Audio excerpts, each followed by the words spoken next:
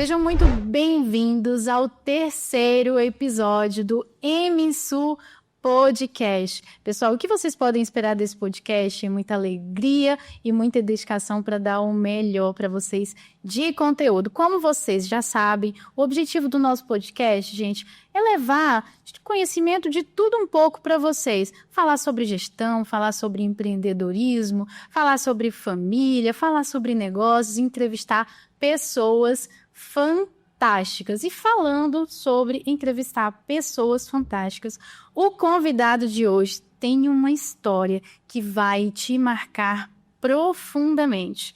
Ele enfrentou o alcoolismo, passou por desertos emocionais, ele foi pai, ele foi mãe, rompeu o medo e mergulhou no oceano do empreendedorismo. E com isso, gente, o que o empreendedorismo faz na vida das pessoas? Ele é capaz de transformar. Ele não transformou só a vida dele, transformou a vida da família dele e de seus colaboradores também. Ele é um empreendedor de sucesso. Hoje a sua empresa já atende até o exterior. Ele é um palestrante também e é uma das pessoas mais enérgicas que eu conheço. E mais do que isso, o testemunho desse homem também impactou a minha vida e é por isso que esse podcast para mim é tão importante. Eu vou contar para vocês o que o testemunho dele fez com a minha vida. Sem mais delongas, Wilson Oliveira, seja muito bem-vindo ao MSU Podcast. Jaque, obrigado ao MSU Podcast aí, tá? É um prazer estar aqui e sempre que eu tô num podcast assim, eu me sinto muito feliz, muito honrado, mas aqui o da MSU, ele tem um toquezinho especial por ser a MSU. Que show. Wilson, vamos começar. O podcast começou aqui. Tamo aí. E aí eu queria já começar aqui para a gente entender toda essa tua jornada de empreendedorismo. E aí você veio de um outro estado para cá e eu queria que você já começasse falando essa vinda do Pará para Roraima. Já que eu cheguei aqui em 2004, né? E vou fazer agora 21 anos de Roraima agora em junho. Nesse mês agora, dia 26, nesse mês eu faço 21 anos de Roraima.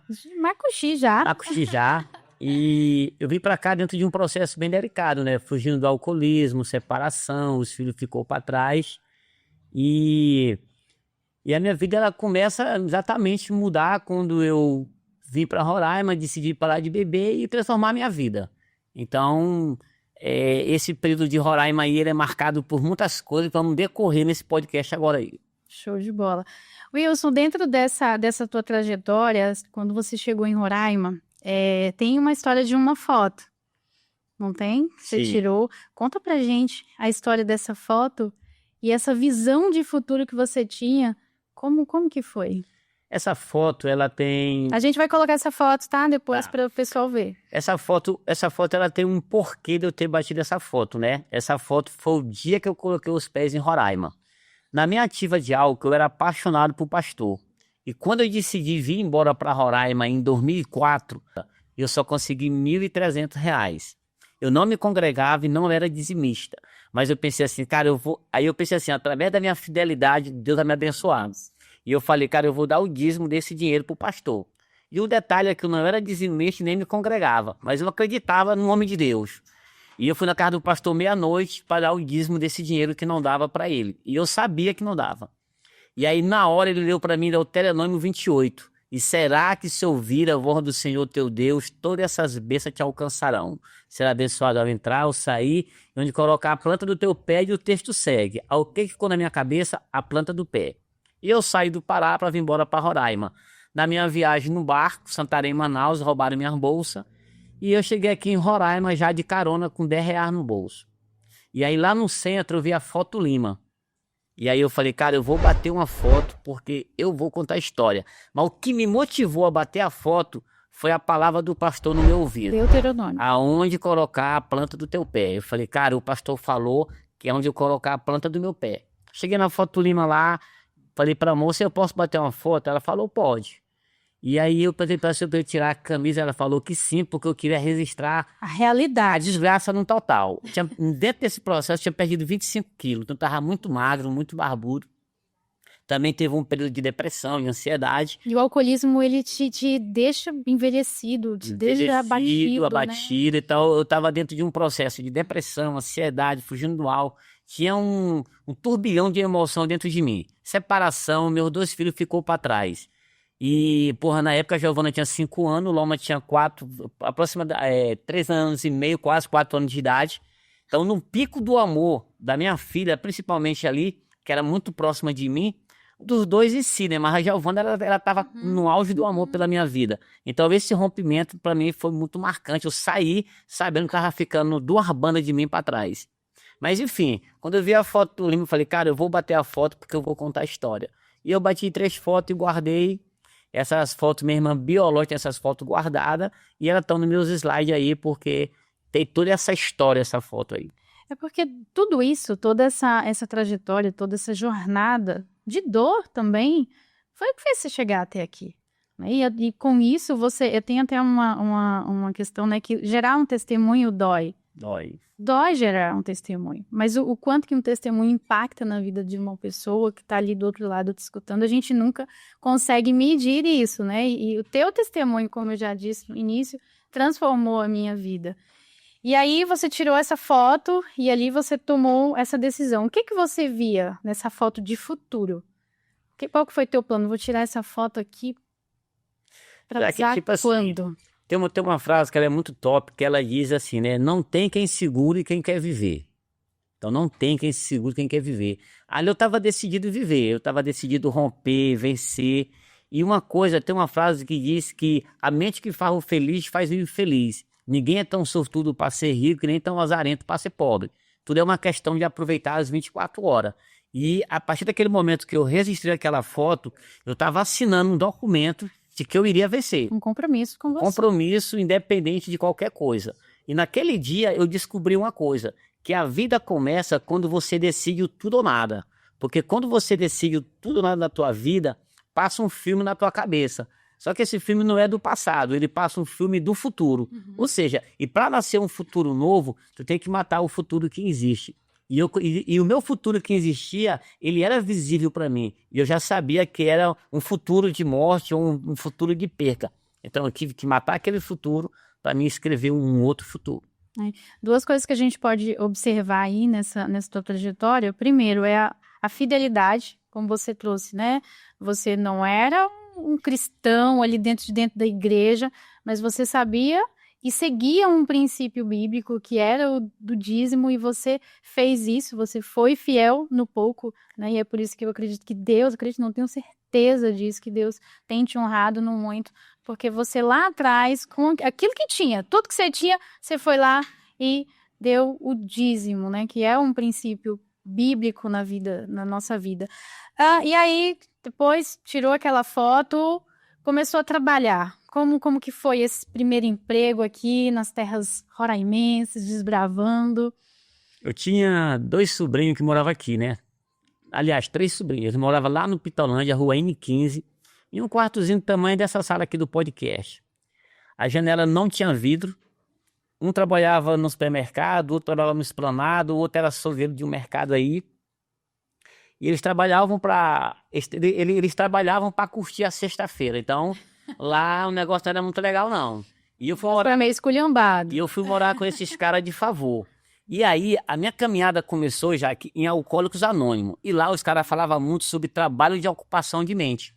E eu cheguei aqui em junho, então, estava no início do segundo período de aula. E eu falei, cara, eu vou fazer o EJA para me fazer um trabalho de ocupação de mente.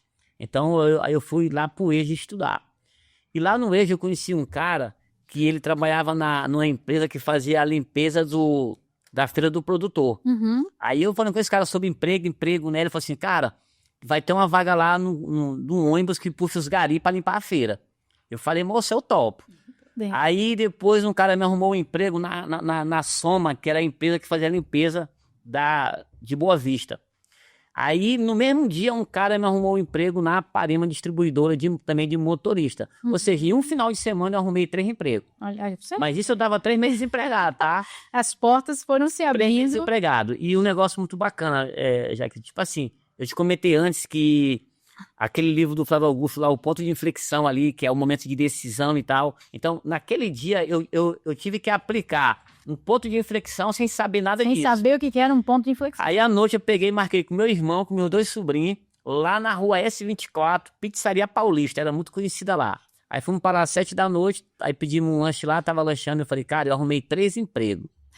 Um é lá no mercado, é lá na Feira do Produtor, tem prefeitura pelo meio. O outro é na Soma, tem prefeitura pelo meio. E tem esse emprego da Parima. Só que na Soma eu ia ganhar 1.200. No caminhão eu ia ganhar, na Soma era 1.200. No ônibus da Feira do Produtor eu ia ganhar 900. E na Parima eu ia ganhar 540. Aí, olha só. Aí eu falei pros caras assim, mano, é o seguinte. Lá, se a prefeita perder, eu perdo meu emprego. Lá, se alguma coisa der errado, cara, eu vou para essa empresa privada. Porque lá eu vou ter condições de crescer. Eu tomei a decisão de ir para onde eu ia ganhar menos. E aí, cara, foi onde tudo deu certo e as portas se abriu através daquela empresa lá. É o que acontece, ali, porque atualmente ela, sem você perceber, ela já estava se abrindo ali para o empreendedorismo. Porque Sim. quando você faz essa conta. conta aí que você coloca, se eu for para cá que tem político envolvido, eu vou ficar dependendo disso. E dentro do mundo, do universo da política, a gente sabe que não tem meritocracia. Tem não. Quando você entra no empreendedorismo, é meritocracia. Isso. Se você fizer, se você acordar e fizer o que tem que fazer, você vai vencer e vai ter sucesso. E dentro da Parima, como que foi essa jornada? Entrou com qual função? Já que Como foi isso? ainda hoje lá no auditório, lá tem até uma frase lá que foi que inventei lá um grito de guerra, né? Que meus inimigos, mesmo derrotados, permaneçam de pé para assistir minha vitória. Aí mandaram fazer de aço escovado e está lá no auditório essa frase até hoje. Mas quando eu cheguei lá, já na logística, né? Aí eu apliquei um negócio que o Max Guerri, que é o consultor do Fantástico de empreendedorismo, ele fala um negócio que eu não sabia, mas eu apliquei. Eu vou falar aqui algumas coisas que eu apliquei que eu não sabia, né? Já falei umas 2, vou falar mais uma coisa que eu apliquei que eu não sabia. O Max Guerri fala que é o seguinte, que as oportunidades dentro de uma empresa, ela vem sempre pro 01, no máximo pro 02. Então, independente da função que eu tenho dentro de uma empresa, cara, eu vou ter que me esforçar para ser o 01. No máximo o 02, mas o ideal é ser o 01.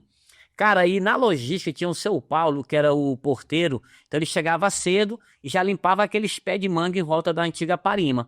E a hora que nós entrávamos na logística era 7 horas e eu chegava às 6 horas. Então quando os caras chegavam, eu já tinha limpado todo o pátio com o seu Paulo. Aí qual era o nome que eu ganhava, o elogio? Babão. Aí eu falei, não, mas o mundo também é dos babão, tá tudo certo. Cara, então eu fazia isso, eu chegava antes.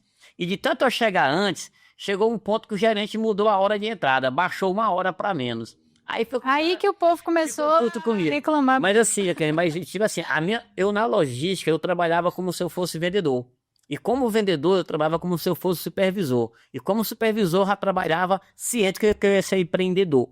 Então, tipo assim, na logística, cara, e quando eu ia fazer entrega, eu fazia de tudo para um pedido não voltar. Era como se eu estivesse treinando para ser vendedor.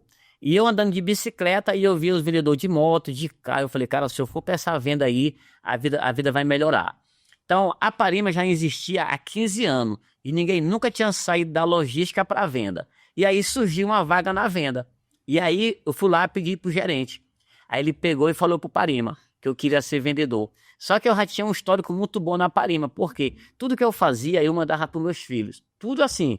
Olha só, na logística eu ganhava 600. Aí eu pagava 200 de aluguel, comprava 150 de higiene e limpeza, porque eu almoçava na Parima, sobrava 250, eu mandava 200 por moleque e sobrava 50. Então, aproximadamente 3 anos eu vivia com R$50 por mês.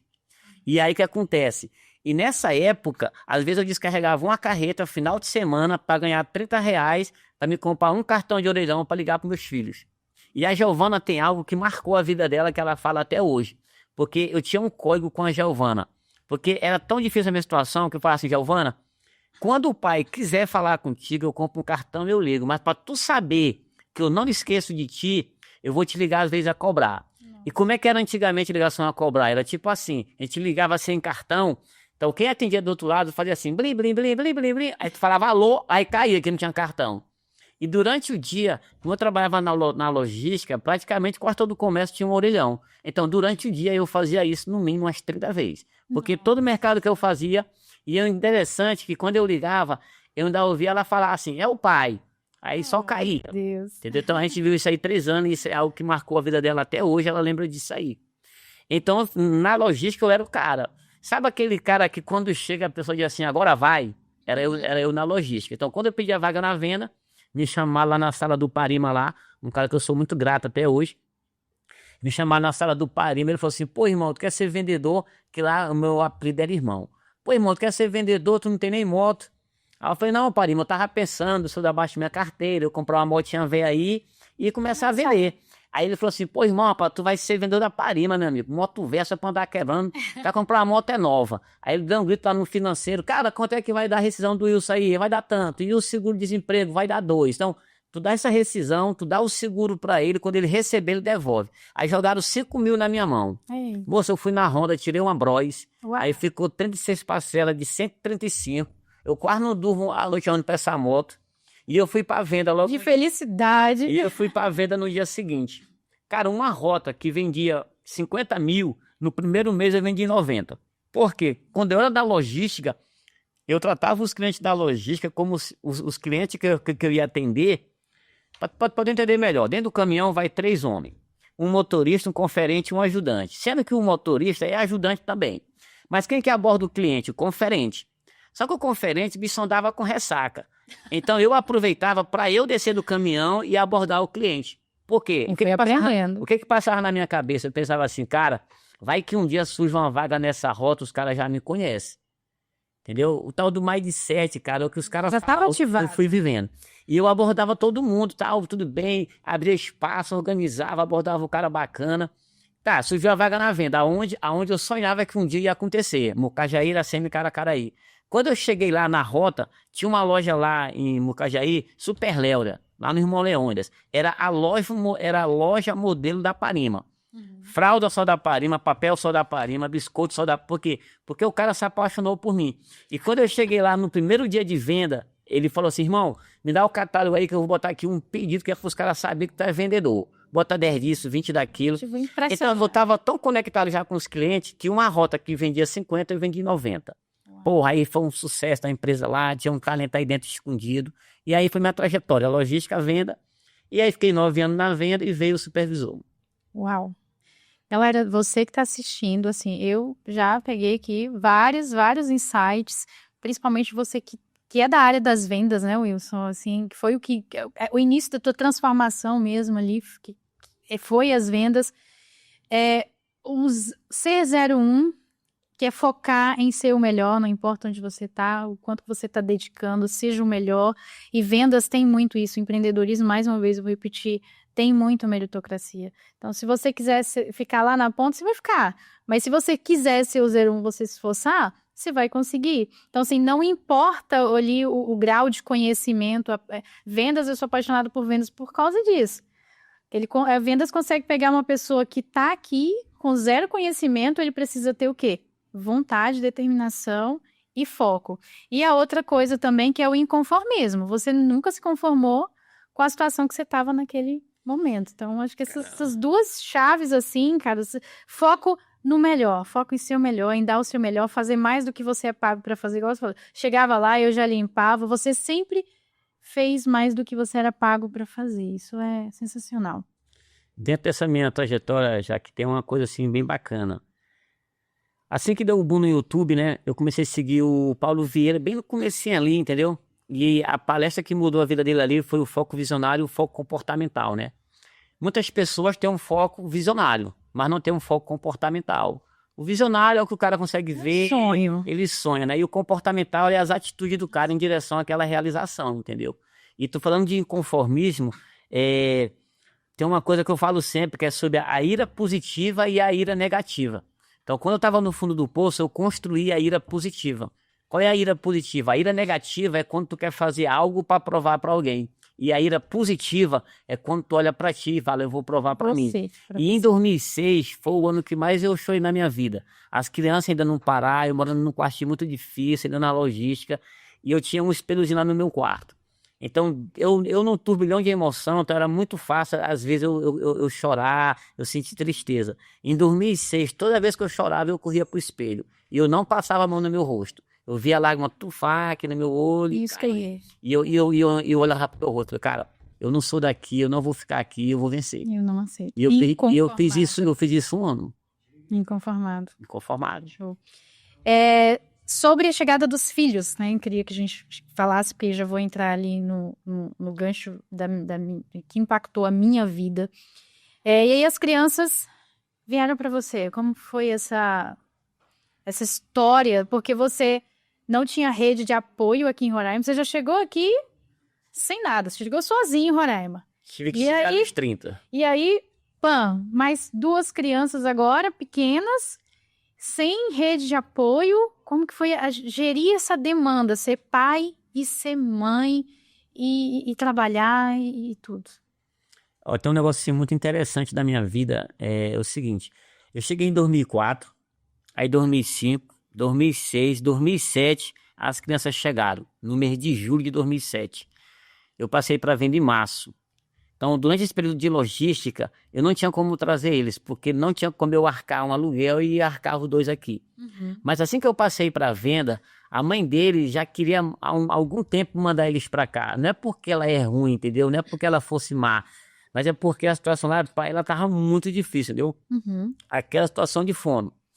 E então ela já estava quase 1 ano querendo mandar as crianças. E eu passei para venda em março, aí passou março, abril, maio, junho. Aí um dia eu liguei para ela lá, a gente se falou, ela falou, cara, eu tenho que mandar as crianças, eu vou mandar. E aí, quando eu passei para venda em março, junho, julho, mais ou menos 90 dias, quando ela me falou isso, que queria mandar, eu falei, não, então pode mandar. Aí ela pegou e mandou as crianças, eles chegaram em julho de 2007. Quando eles chegaram, nós morávamos ali perto da Daimo, Taíde teve, dobra ali no Buritis, ali, a gente morou ali durante 12 anos.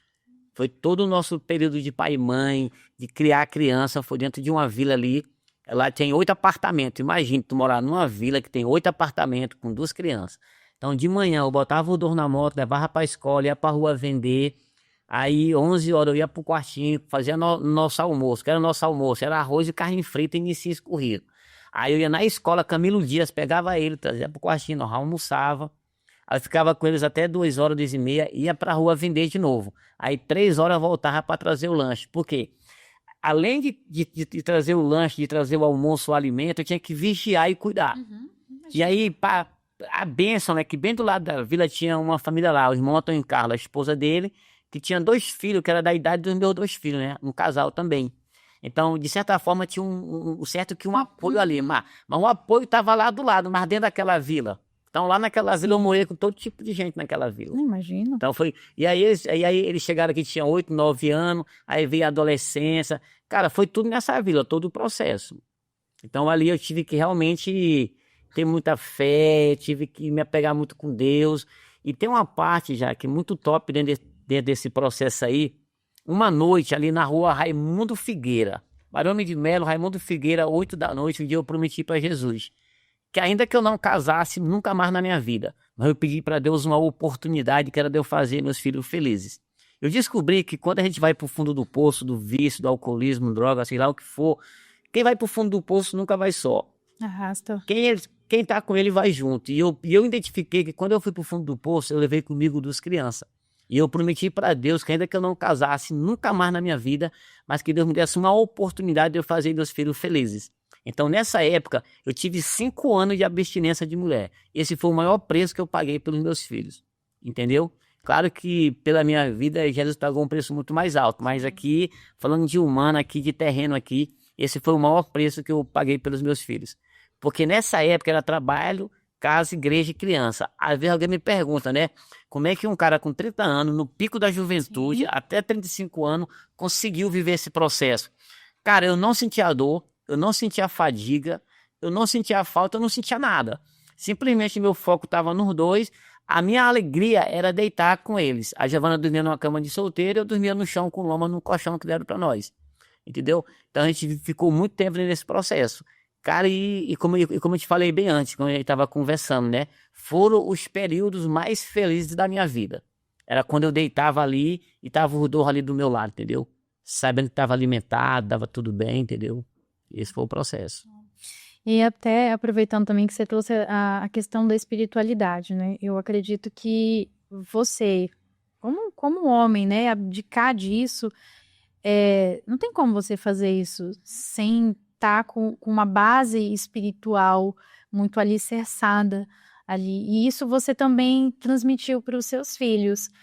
Como que era Vocês tinham uma rotina disso ali, de você falar de Deus para eles, de você fazer leitura da Bíblia, devocional? Porque hoje eles têm esses princípios, Sim. até hoje são adultos, né?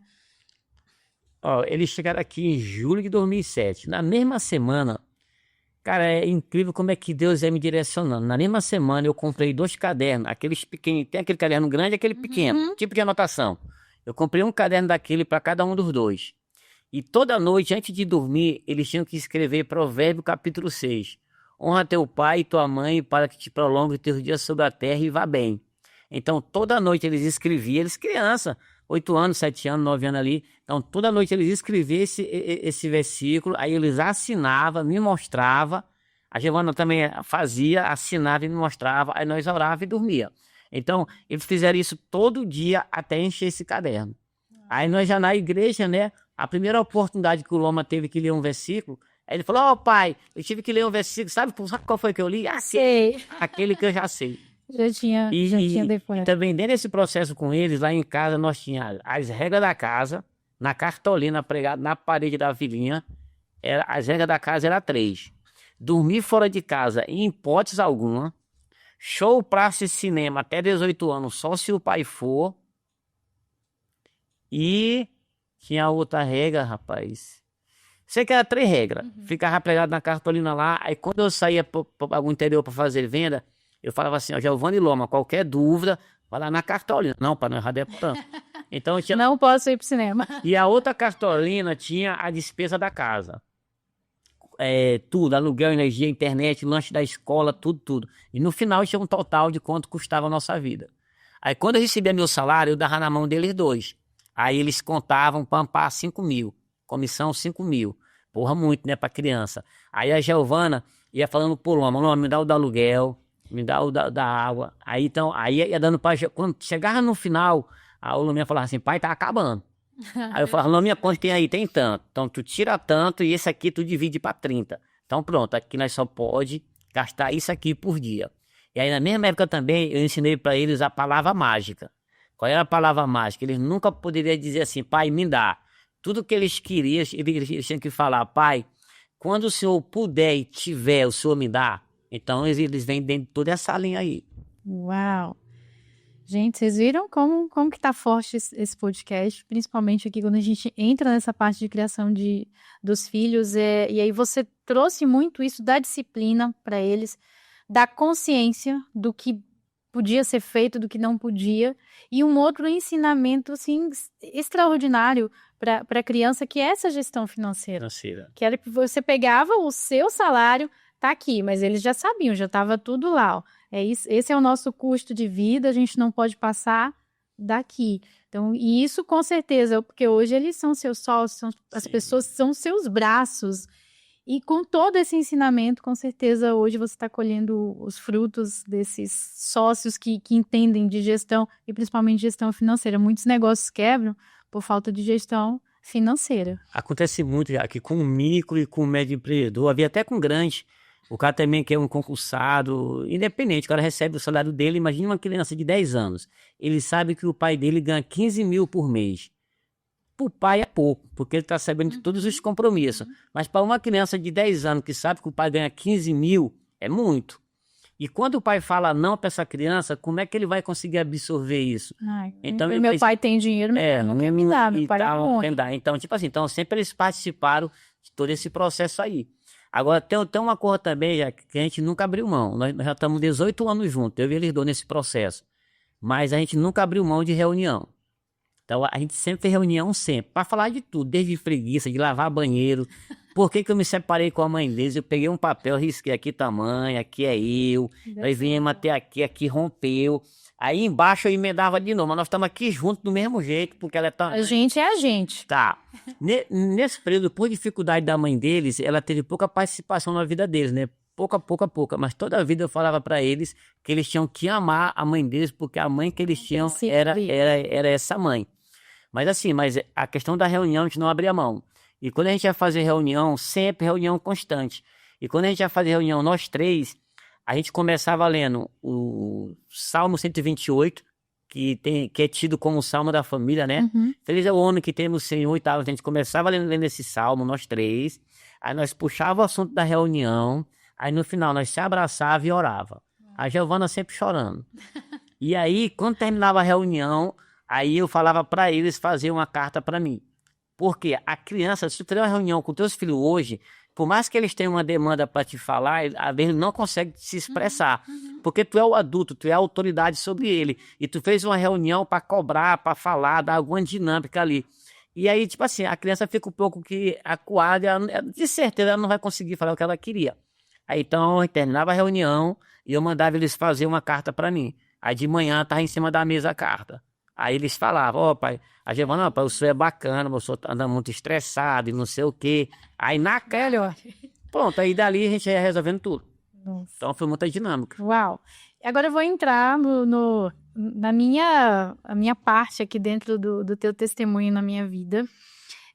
O ano era 2022.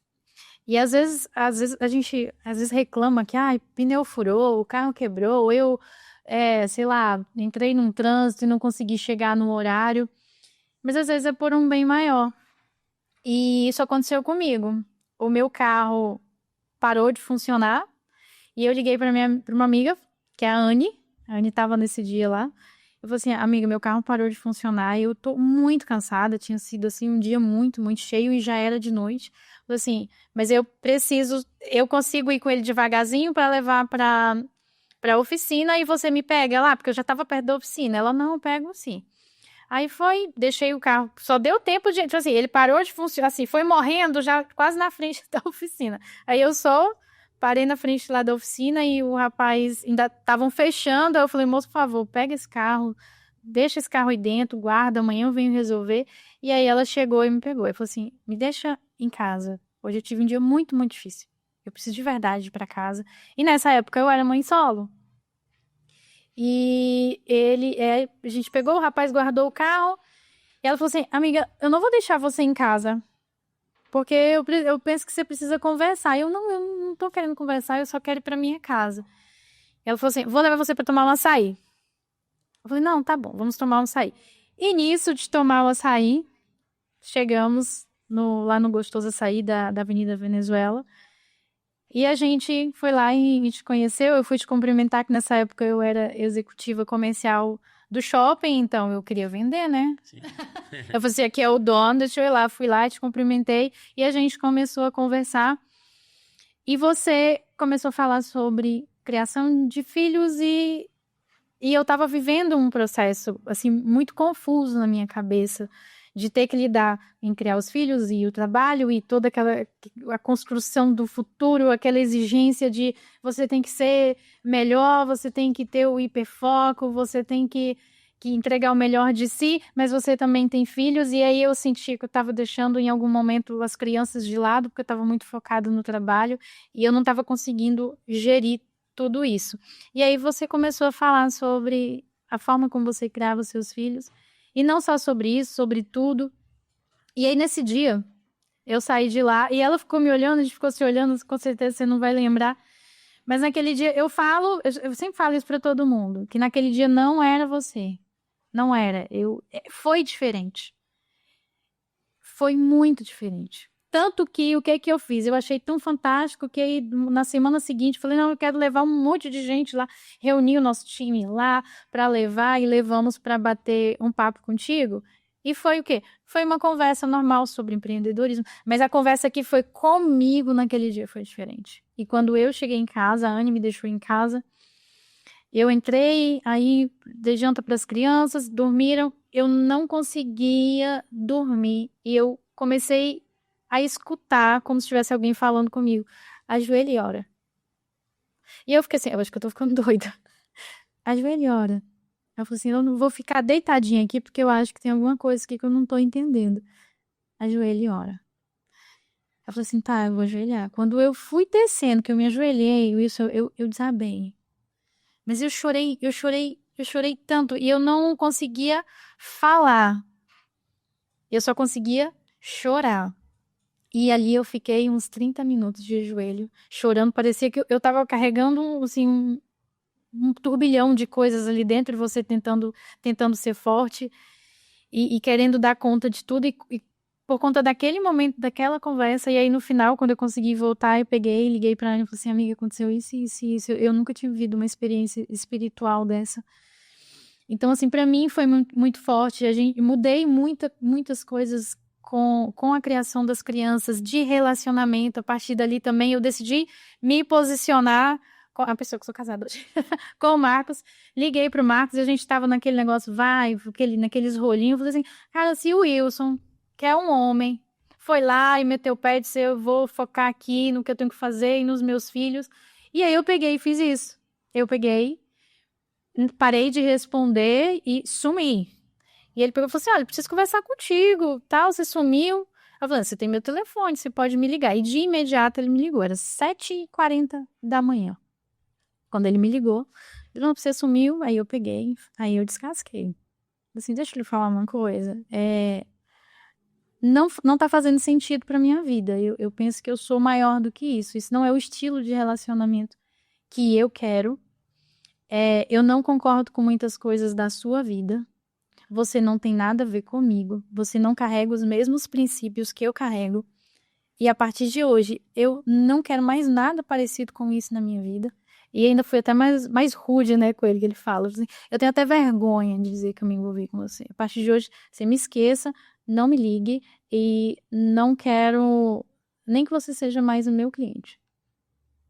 E aí ele respirou, desligou o telefone. Nesse dia, a Anne até me ligou depois. O que aconteceu? O Marcos pediu para eu levar ele para casa, que ele não estava bem, não conseguiu trabalhar. Uma semana depois, ele pediu para conversar comigo, e a irmã dele estava aqui, então a gente acabou encontrando. E aí ele falou assim, cara, eu só preciso de uma chance, porque o que você conversou comigo naquele dia, eu não tô conseguindo dormir. Porque eu também quero ser diferente. Eu sou assim, mas eu não quero ser assim, eu quero algo diferente para minha vida. E se tem algo diferente, eu quero experimentar isso, eu só preciso que você me dê uma chance, e eu prometo que eu não vou te decepcionar. E eu quero fazer tudo certinho com você. Eu quero namorar com você, eu quero noivar e eu vou casar com você. E aí, eu falei assim, tá, vou dar uma chance, mas eu disse pra ele, eu falei assim, eu penso que você não aguenta uma semana, que você vai querer voltar pra sua vida. E aí, conseguiu, passou de uma semana, depois a gente foi para um encontro de casais na sequência, e ele aceitou Jesus. A gente noivou, casou, e tudo isso, eu falo isso para todo mundo, foi com base em uma conversa que a gente teve naquele dia. E assim, por isso, para mim, esse podcast, eu estava falando para as meninas, é muito importante para mim, porque mudou meu tratamento com os meus filhos, o meu casamento. Então, às vezes, como que um testemunho para você criar ele é muito doloroso. Porque doeu muito em você criar isso. Mas aqui está ouvindo a minha história e o que impactou na minha vida. Mas quantas outras pessoas não tiveram ainda a oportunidade de ter um momento como esse, de conversar contigo e de trazer isso. Então, por isso que é importante a gente falar, às vezes, das nossas dores, porque impacta do outro lado. E eu sou muito grata à sua vida e desejo que o Papai do Céu continue te abençoando cada vez mais. Enfim, gente, era tudo isso. Ainda não tinha te falado assim com detalhes, né? Profundidade. Mas é isso, gente. Daniel, só pra tu se acalmar aí, hoje, eu falo pra todo mundo que o maior patrimônio que eu tenho na minha vida hoje não é meus filhos, não é minha esposa, não é gostoso açaí, não é carro, não é nada. O maior patrimônio que eu tenho hoje é eu dizer que eu tenho 22 anos de sobriedade, fiz agora em março, e aí eu dizer que eu tenho 19 anos com uma única mulher. Esse é meu maior patrimônio. Nada supera isso. Eu posso perder tudo, menos isso. Porque eu falo sempre que todo mundo que é forjado por Deus, que foi o meu caso, eu fui forjado. Esse dia eu estava até meio preocupado com algumas coisas aí. Acordo para o açaí, né? Estamos montando agora uma fábrica. E aí o recurso fica pouco, aí vem uma preocupação. Aí eu parei e pensei assim, cara, eu sei onde eu plantei. Eu sei aonde eu plantei. Eu sei de onde eu estou vindo. Eu sei o Deus que eu sirvo. Eu posso deitar e dormir. Esquece. Descansar. Aqui não vai dar errado. Então, hoje esse é meu maior patrimônio. Semana passada, não, faz muito mais. Era aniversário do Loma, faz mais de um mês isso aí. Eu tava lá no aniversário do meu filho e um cara me ligou 8 da noite. Tava próximo de bater o parabéns dele. E o cara, isso, eu tô aqui no açaí, quero falar contigo. E esse cara, ele é do rolo, é do compra e venda, é um cara muito empreendedor. Só que ele passou por um processo aí muito dolorido, bem difícil, que eu não posso nem comentar aqui. E esse cara me ligou, isso, eu queria falar contigo. Na hora, eu senti no meu coração, esse cara não quer me falar sobre negócio, ele quer me falar da vida dele, do processo dele. Só que eu não sou um amigo íntimo desse cara. Esse cara nunca conversou comigo nada da vida dele, e ele poderia conversar com qualquer pessoa. Aí ele pegou, aí eu falei, cara, eu vou lá. Aí saí do aniversário e fui lá. Eu fiquei 1h30 com ele. E a dor que ele me falou, eu tenho registrado num papel. Falei, cara, na terra tu não tinha ninguém hoje para abrir teu coração se não fosse eu. E eu peguei o papel e mostrei para ele a dor que eu passei, o processo de 1 ano, e naquele 1 ano eu fiz uma carta para Deus dizendo daquele processo que eu tinha passado e que eu tinha vencido. Aquilo foi muito impactante para ele, ó.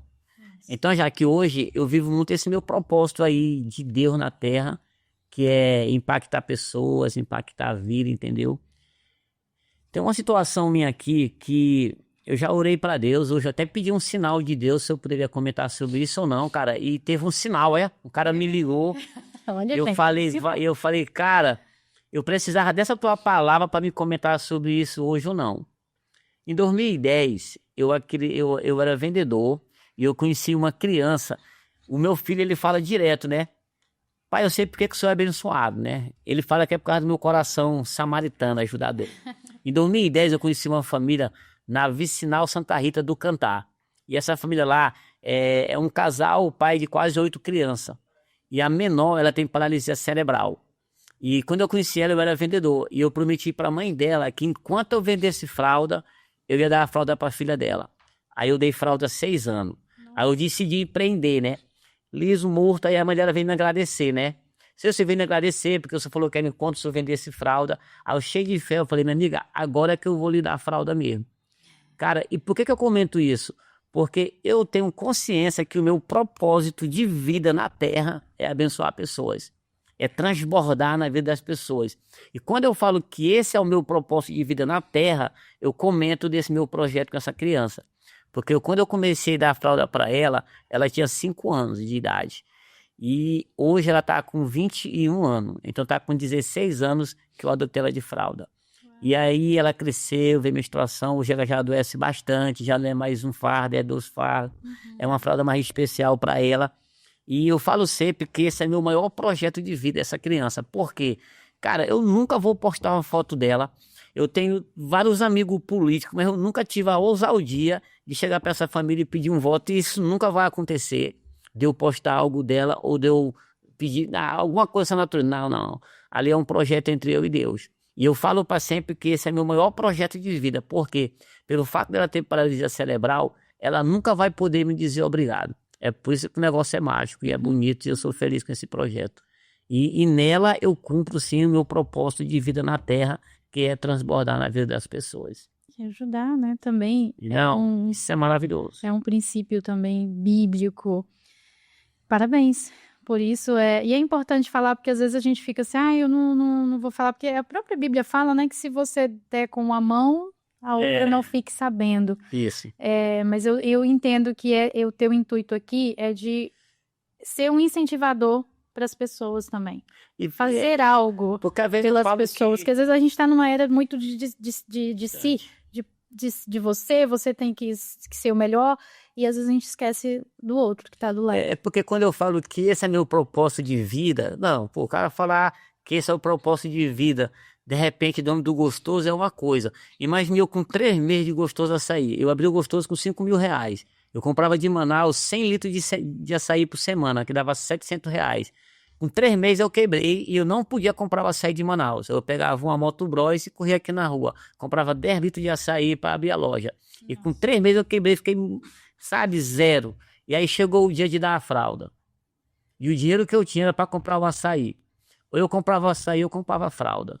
E eu falei, cara, eu não vou quebrar meu propósito. Pode dar o que der, eu vou comprar a fralda. Comprei a fralda e mandei. E aí fiquei sem açaí. E aí eu fui atrás de dinheiro para comprar esse açaí. Comprei açaí fiado. E deu certo. Mas eu falei, cara, eu não vou quebrar a corrente. E deu certo. E aí Deus só abençoou. Show. A gente saiu aqui um pouquinho, gente, para essa parte que eu queria trazer aqui, o impacto do testemunho do Wilson na minha vida. A gente vai voltar de novo aqui para o empreendedorismo, viu? Wilson, você sempre teve essa visão de futuro, né? Inclusive lá na tua loja você tem uma plaquinha com a visão de futuro da casa que vocês queriam. Sim. E aí é de encabular, né? Como que uma pessoa que não tinha acesso a esses treinamentos que existem hoje, Flávio Augusto, Caio Carneiro, Tiago Reis, todas essas mentes brilhantes e extraordinárias aí que a gente tem como inspiração, mas você não tinha nessa época. Não tinha livros, não tinha mentores, não tinha ali um coach. Como que era isso? De onde que surgiu esse mindset? A que você diz ali, não, foi por isso? Cara, o meu primeiro mentor, por incrível que pareça, eu sempre falo isso. O meu primeiro mentor foi meu pai. O meu pai, quando eu nasci, meu pai tinha 55 anos. Então, quando eu tinha 15, meu pai já tinha 70. Nossa! Eu nasci, meu pai tinha 55 anos. E meu pai, ele era um cara que ele não tirava do bolso um livro chamado Um Minuto de Sabedoria. E meu pai, ele era um conselheiro da região lá do interior. E meu pai, ele falava muito assim para mim, meu filho, ó, o que levanta homem é compra e venda.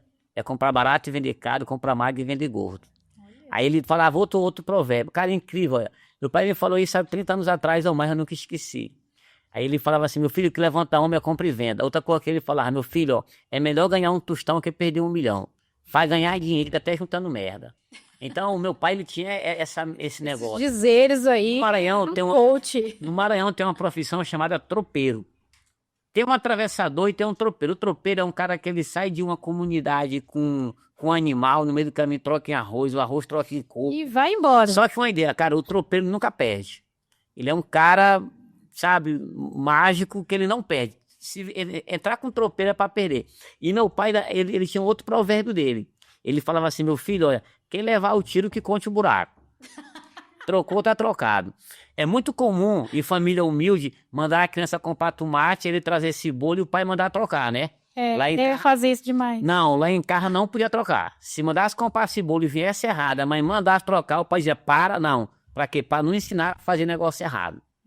Aí ele dizia outra coisa pra nós, dizia assim, meu filho, olha, eu tenho essa idade hoje e tu nunca viu um homem vir aqui na porta da minha casa me cobrar. Entendeu? Então, qual era a grande sacada dele? Era que as pessoas dissessem, pai, esse velho é honesto. Então, eu fui criado com esse coach aí. Esse coach aí é bom? É bom.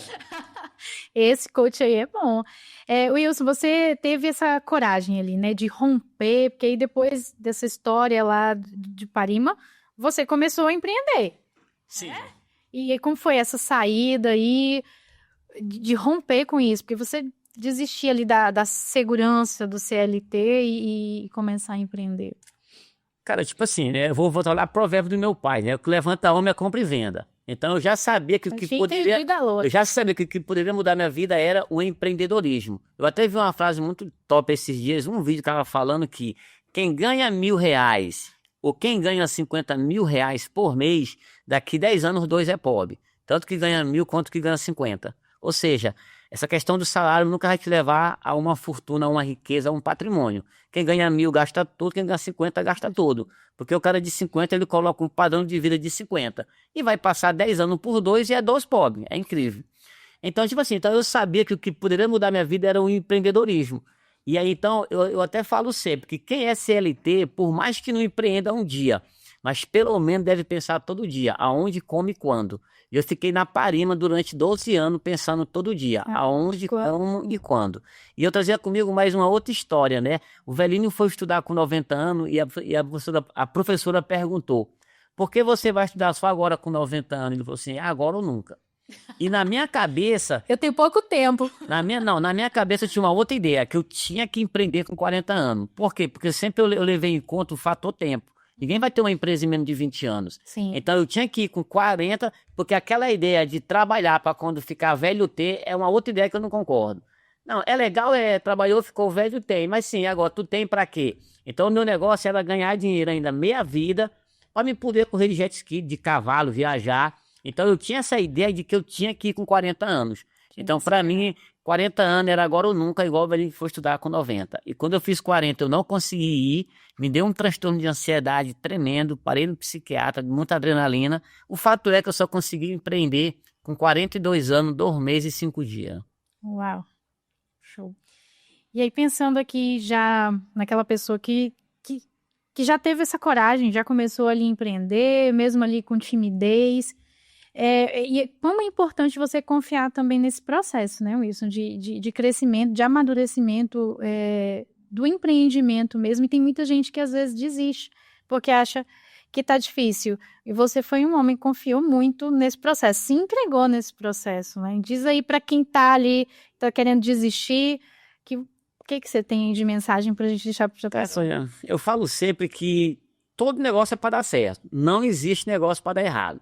Pô, inclusive, o meu negócio tem até um negócio que chama muita atenção, né? Pitolândia, Rua Morta, escondida, todo mundo me chamando de doido, o negócio deu certo. Tem uma frase que diz que tem mais pessoas que desistem do que pessoas que fracassam. Ou seja, a pessoa não iria fracassar, ela só parou no meio. Só desistiu. Cara, então, colocou o pé na estrada, meu amigo, é o que eu falo sempre, meu amigo, o ovo tá cozinhando, só ainda não tá bom, mas ele tá cozinhando, uma hora ele vai ficar bom. Então, cara, é perseverar. E aí, uma outra coisa que me confortava muito é quando tu vai ver os cases de sucesso, a história dos caras que venceram. Pode pegar um mega gigante, uma Coca-Cola, um McDonald's.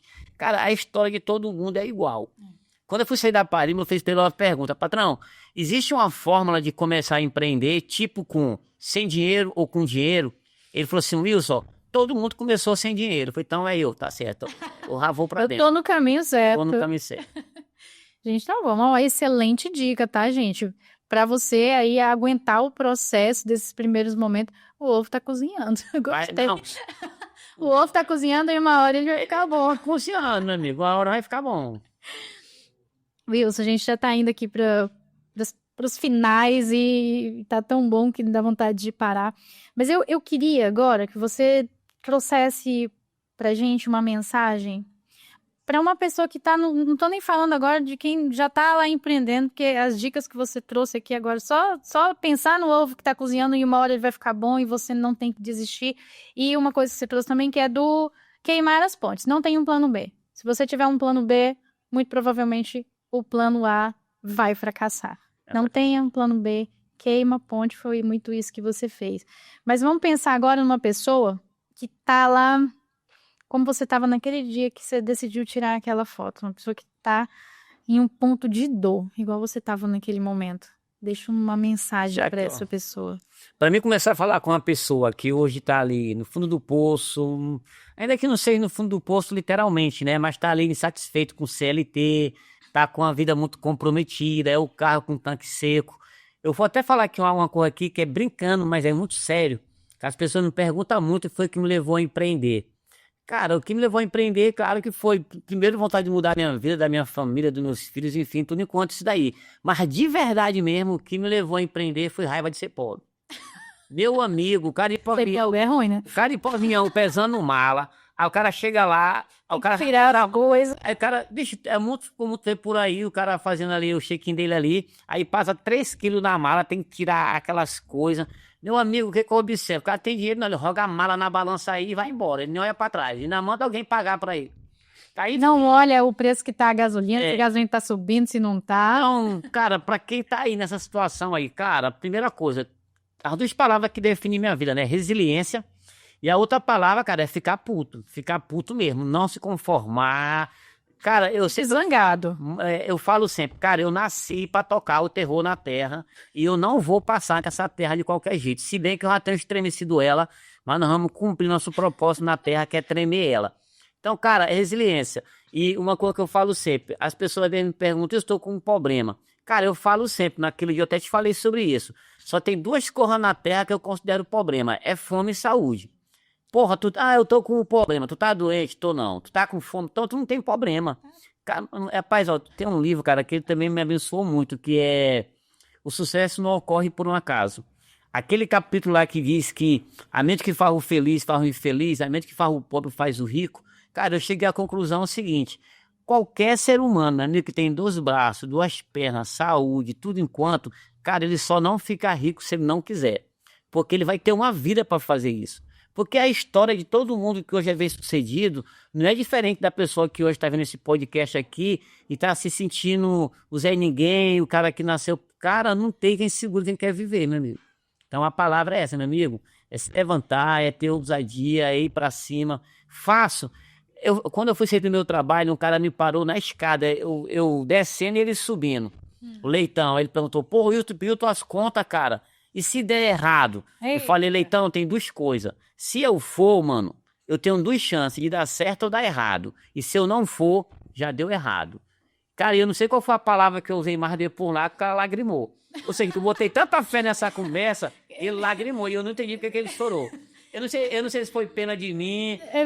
Esse cara é muito doido, vai dar muito errado. Cara, e eu falei, mano... E ele ficou preocupado. Falei, mano, se eu for, eu tenho 2 chances de dar certo ou dar errado. E se eu não for, já deu errado. E hoje, cara, com 50 anos, eu fico pensando, né? Se há 8 anos atrás eu não tivesse realmente tido essa ousadia, essa coragem de começar a empreender com 5 mil reais e uma dívida de 60, se eu não tivesse tido essa ousadia, imagine hoje eu, 50 anos, vendedor em cima de uma moto. Nossa. E aí, entendeu? O cara não tá difícil, né? Era pra estar muito difícil. Porque já que, ó, tecnicamente eu não sei fazer nada. Eu não sei ligar um fio, não sei limpar uma central. O que Deus me deu de muito dom e muito talento foi ser vendedor. E eu falo pra todo mundo que, cara, eu não tenho dúvida. Eu sou um dos melhores vendedores do Brasil. Eu não tenho dúvida também, não. Eu falei pra mulher isso um dia desse, falei, minha amiga, eu sou o melhor vendedor do Brasil. E ela falou, o senhor tá certo de pensar assim do senhor. Eu falei, a senhora não tá entendendo, eu não tô pensando, eu sou. É minha identidade. É esse cara. Uau, Wilson, muito obrigada por sua coragem, né? De romper com tudo que você rompeu e com isso transformar e transbordar na vida de tantas pessoas, né? Então aqui te agradeço em nome de todas essas pessoas que às vezes não tiveram essa oportunidade ainda de te agradecer pessoalmente. Você é uma pessoa que realmente inspira por onde passa, e isso é o que transforma e com certeza faz com que os seus negócios sejam tão acelerados como são, né? Que são cases de sucesso, você vai ver aí nas manchetes, o Wilson sempre está lá como um case, como uma referência na gestão dos seus negócios. Wilson, para fechar com chave de ouro, eu vi lá na sua apresentação, você tem muitas frases impactantes, eu ia trazer uma, mas eu falei assim, eu vou deixar com ele. Traz aí uma frase para fechar com chave de ouro aqui no nosso MSU Podcast. Cara, a frase top que sempre ela mexe muito comigo é que oportunidade não acontece, oportunidade se cria.